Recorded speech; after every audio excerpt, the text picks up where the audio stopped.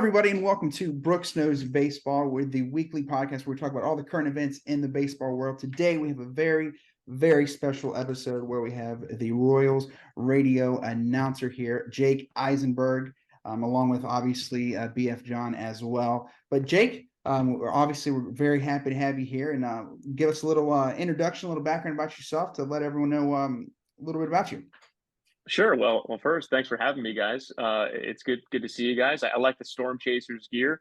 That's obviously where we overlapped for a time in Omaha at Werner Park, and that's, the tail end of kind of my baseball broadcasting career journey. I came up through the minor leagues after I graduated college. I went to the University of Maryland and was in the minors for a few years. And the last 2 years of that was in Omaha, Nebraska, which is the Royals AAA affiliate. The second season that I was there, I also filled in for a little bit on the Mets radio broadcast, and then come the tail end of 2022, little over a year ago now, is when I officially joined the Kansas City Royals as one of their broadcasters, mostly on the radio, and then every now and again hopping over to TV. So just finished the first season in Kansas City for me. It was a blast. It was surreal, and sure, 56 and 106 is not the way that most people would describe surreal, but record aside, it was a joy to be at the ballpark every day. No, I absolutely understand that, working in baseball myself. Obviously, not on the baseball side like you are, though. So, speaking of the Royals, we have to mention, obviously, like you said, not the greatest of seasons of last year, but they do have arguably the best infielder in baseball, Bobby Witt. What's it like watching him up close every day? Well, watching him up close in Omaha to start was insane because he got to Omaha. It was July of 2021, his second career game at the AAA level. He, in the span of about 45 minutes, maybe 3 innings, had a diving play at shortstop, beat out an infield single on a grounder to the right side, and hit an inside the park home run. This is all in one game. This is his second day at the AAA level. And then from there on out, for the tail end of 2021, he was doing something kind of unforeseen and spectacular every day. And that's kind of what we got accustomed to seeing, especially the second half of this season.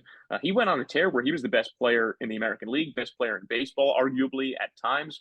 And I think, it showed the results of the season. First 30-30 season in Royals history, nearly 30-50, 30 homers, 49 steals, finished seventh in MVP voting.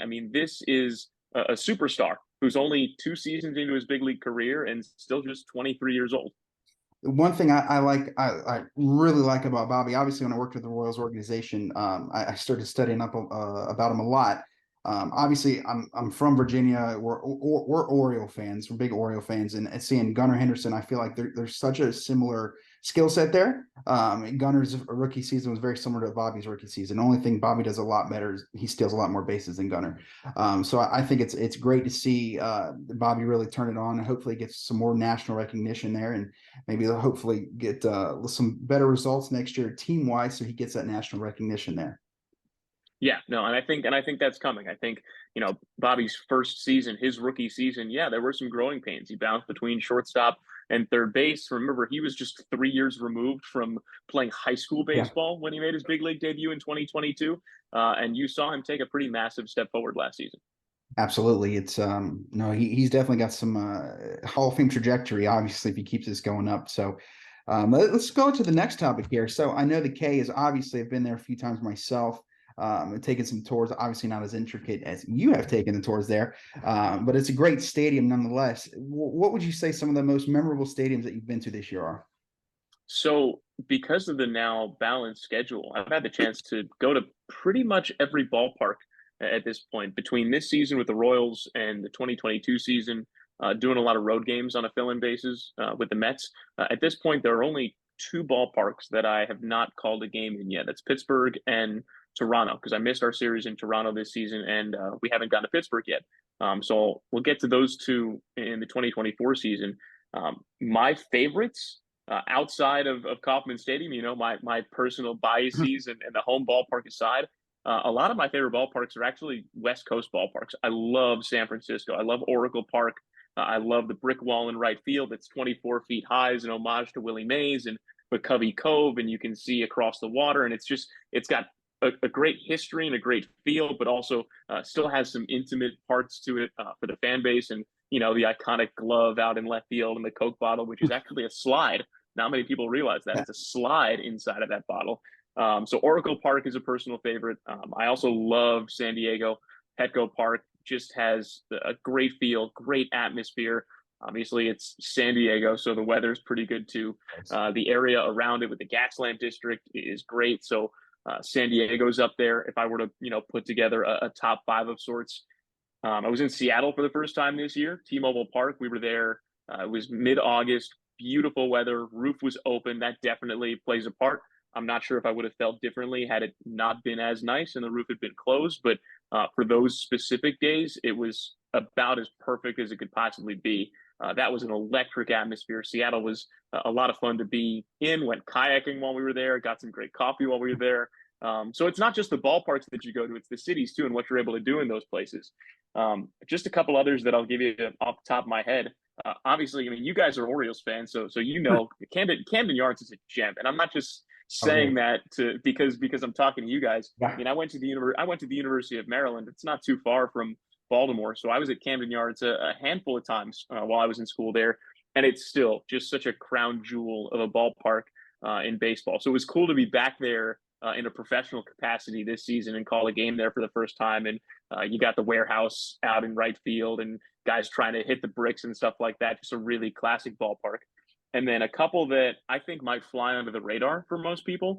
They both happen to be American League Central ballparks. I think the Twins did a terrific job with Target Field. That's a really great place to both watch a ball game and broadcast a ball game. And then I'll say this: I think maybe the most underrated ballpark in baseball right now. I think it might be Comerica Park in Detroit. Obviously in April and May, it's a little bit colder and grayer and overcast, but the ballpark itself, great sight lines, really great history. They do a great job with their centuries. Well, actually, just one century of baseball history and their retired numbers and statues and things like that. Great vantage point from the broadcast booth. They do a really good job there. I think that's a pretty underrated ballpark.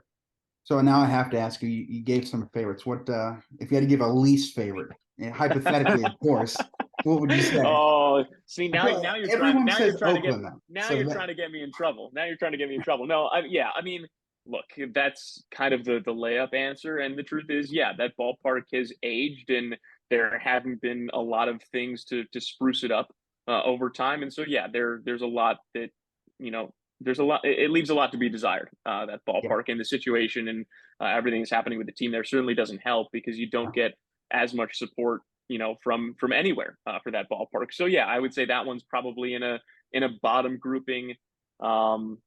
If I'm going to add a couple of more to the bottom grouping, this was just maybe the time of year that we were there and there was a lot of other stuff going on, but we went down to Miami this year and the crowds were a little bit sparser and that was a really exciting team too. And there were better crowds than just the time that we were there. I think at the time the Heat were in the playoffs and the NHL playoffs were going on, so the Florida Panthers were involved. So there were a couple of different competing interests while we were down there, but I just remember walking outside and feeling like I gained 10 pounds from the humidity.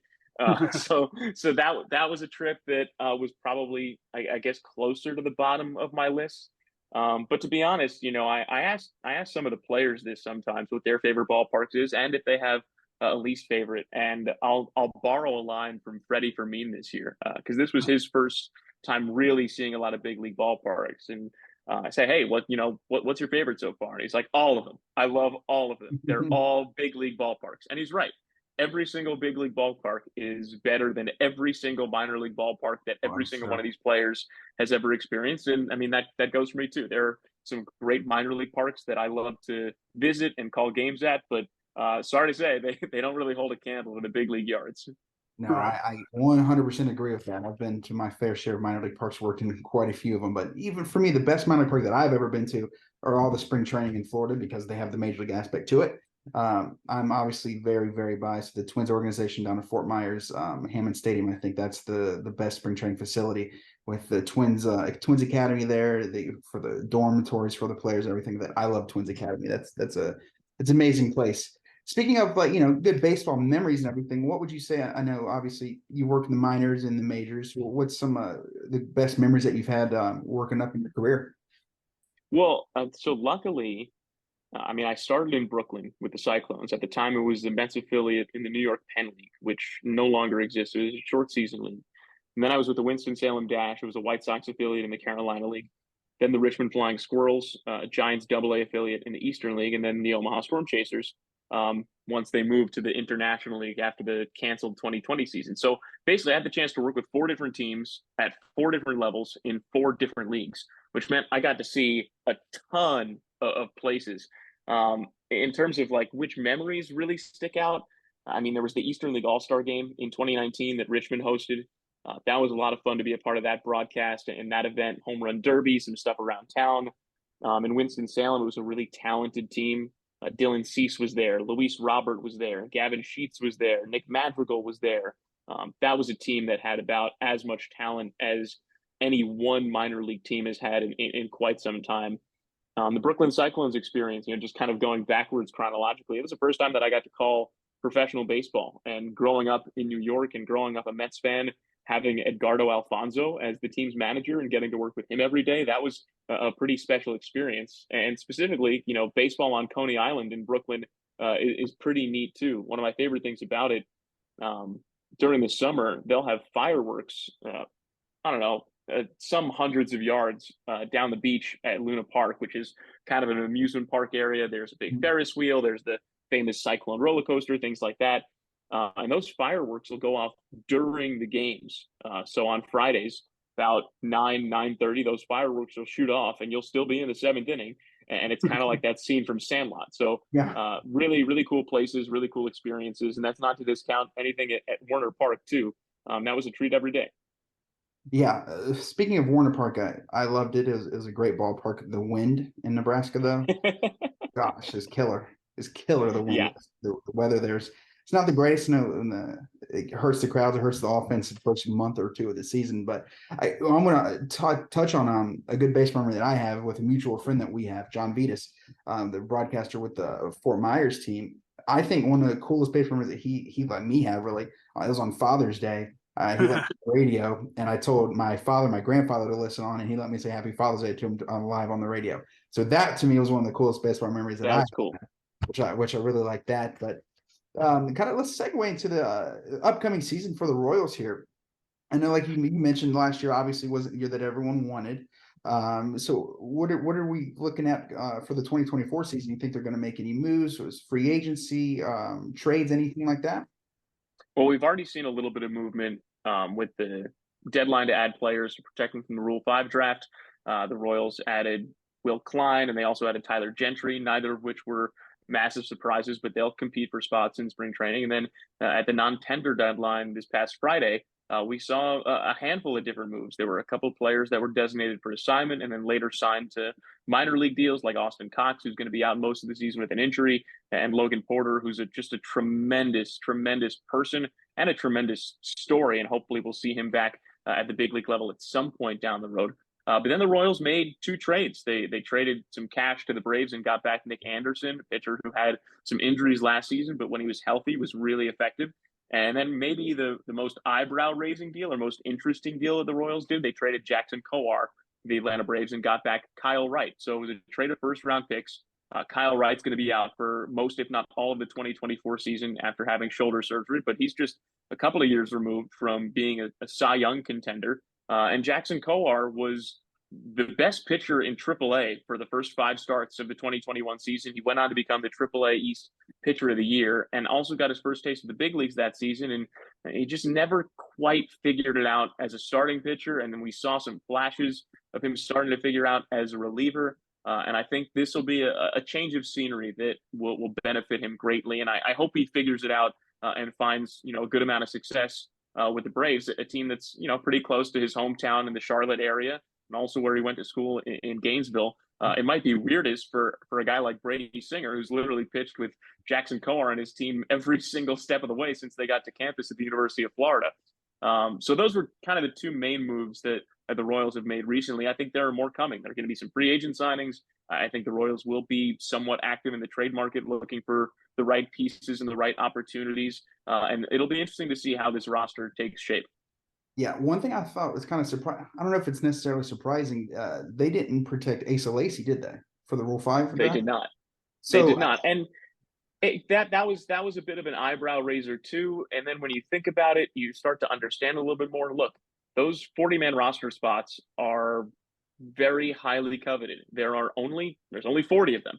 And there are so many players that have so much talent and deserve opportunities. And that's not to say that Asa Lacy doesn't, but he didn't throw a single pitch in the 2023 season. And so not adding him to the 40-man roster, really the penalty there is that he's left unprotected. And there's another team out there that could take a chance on him in the Rule 5 draft. And the Royals decided if that comes to pass, then okay, that's what comes to pass. But putting Asa Lacy on the 40-man roster, not necessarily knowing what might be with him in 2024 or moving forward, that's a tough ask to take up a roster spot for somebody with a lot of question marks, not just last season when he didn't throw a competitive pitch, but really since he's been drafted.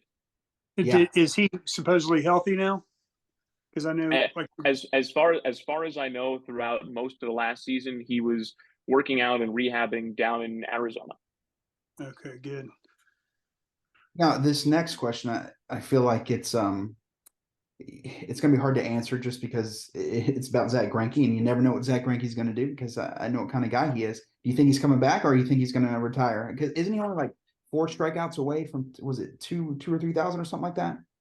Yeah, he's pretty close. He's pretty close to 3,000 strikeouts. The exact number that he's away is escaping me, but it's a number that if he were to sign somewhere, yeah, he's going to reach that number, barring injury or some other kind of setback. Whether or not he comes back, I think that's kind of up to Zach Greinke. I think that the Royals would certainly entertain having him back. I'm sure there might be some other teams that would entertain it as well. Given the fact that he signed back-to-back one-year deals with the Royals, if he does play Major League Baseball next season, I would expect it to be with the Royals. What that looks like is a really interesting question because we saw toward the tail end of the season, the Royals start to use him in a little bit of a different role. Sure, he was starting, but he was facing the lineup once around, throwing 45 pitches, 55 pitches.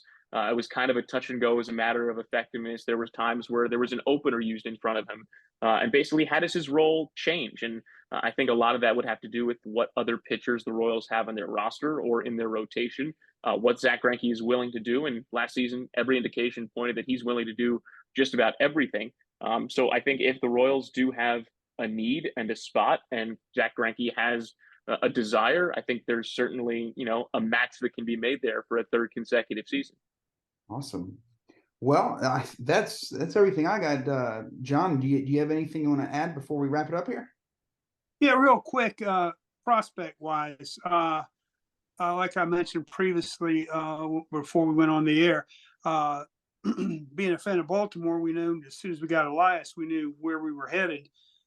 Is there a feeling in KC where they know where they're headed? They got a lot of young talent. I mean, I know they got was it Blake Mitchell this year? Was that their first pick in the draft? And they got Wallace and some other guys, but who's their crown jewel in their farm system, or a couple of them?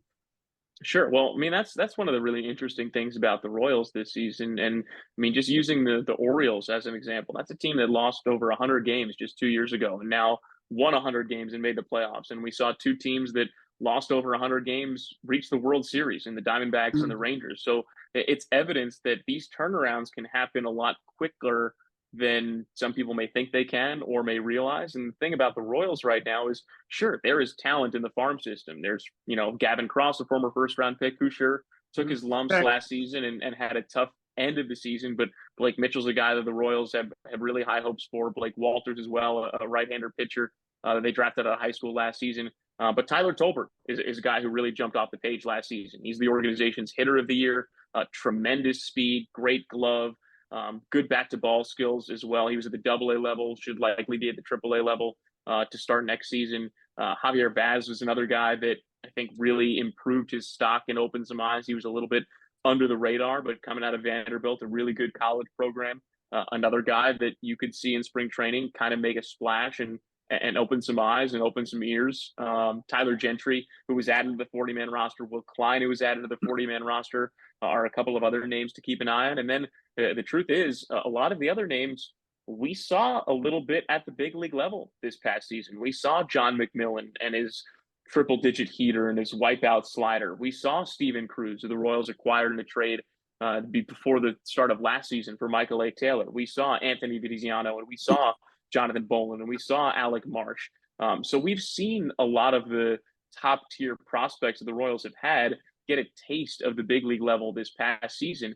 And so all those guys now have experience, would expect all those guys to take a step forward. You certainly hope that to be the case. And I think that the Royals are in a position now where it's okay, we have a much better idea what the core of this team is going to look like. Now we need to build around that core. And that really starts with the two areas of weakness for the Royals. It was the bullpen and it was the starting pitching. And the depth took a hit with some injuries, and there's going to be some movement in the starting rotation. And I think the Royals have made a couple of moves that show you that they're serious about upgrading the bullpen, which was a big area of weakness. The Royals had 50 blown lead losses last season, and not every single one of those is on the bullpen. Some of those are, 1-0 leads in the first inning that disappeared, but a lot of those blown lead losses do, kind of circle back to bullpen performance. And look, you take half of those losses and you turn them into wins, all of a sudden a 56 win team turns into an 81 win team, turns into a 500 team. So I think there's a pretty clear path forward for what the Royals need to do and what they will do. The question is, how are they going to do it? And that's what we get to find out this offseason. All right. Well, I have one more question. It's a little less serious. Have you got a chance to work with Rex Hudler? Oh, I've gotten a chance to work with Rex Hudler. I love Rex Hudler. We have a lot of fun together. Yeah, I was going to say, is he as funny a person as he seems on TV? He is the exact same person off the air as he is on the air, which is really one of the highest compliments you can pay any broadcaster. It's a joy to sit next to him. He's got so many stories. He knows everybody. I mean, I think it kind of goes underappreciated sometimes with him. He spent 10 years in the minors, 10 years in the majors, and now he's been a broadcaster for over 2 decades. He has really lived 3 very distinct baseball lives in a way that not many people on the air have. And his ability to bring all of that to our broadcasts is pretty special. Yeah, I remember him with the Orioles. But with that, I'm out for now. But thank you for your time. Yeah, Jake, I just want to, we really appreciate it. Coming on here, it's good to catch up a little bit for you. I know we haven't really spoken in a while, but it's great. I don't think people really realize how impressive it is, especially for a broadcaster, as fast as you rose through the minor leagues. I think that's a testament to your skills. And I mean, I've been around quite a few broadcasters in my career. I don't think it's a stretch or it's a lie to say you are the top one I've been around. So, like I said, you flew through the minor leagues, you're in the major leagues. So that's awesome. It's great to see someone who I know have their dream realized and living their dream every day. So, we really appreciate you coming on here, and we wish the Royals nothing but the best of luck, except when they play Baltimore. Sorry, but well, that's really kind of you. Thank you for that. Thank you for having me. Truth is, it's a testament to all of the people that you get a chance to be around every step of the way, not just the 4 steps in minor league baseball, but before that too. You brought up, John Vitas. We were classmates in the University of Maryland. He taught me how to call a baseball game. It kind of starts with him and what we were able to do together with Maryland baseball. And there's so many other people that are a part of this journey and still a part of this journey. So I feel very fortunate to be where I am and grateful to be where I am and really excited for 2024. Awesome.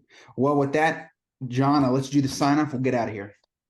All right. That's all for now, folks. We'll catch you next time on Brooks Knows Baseball. Yeah.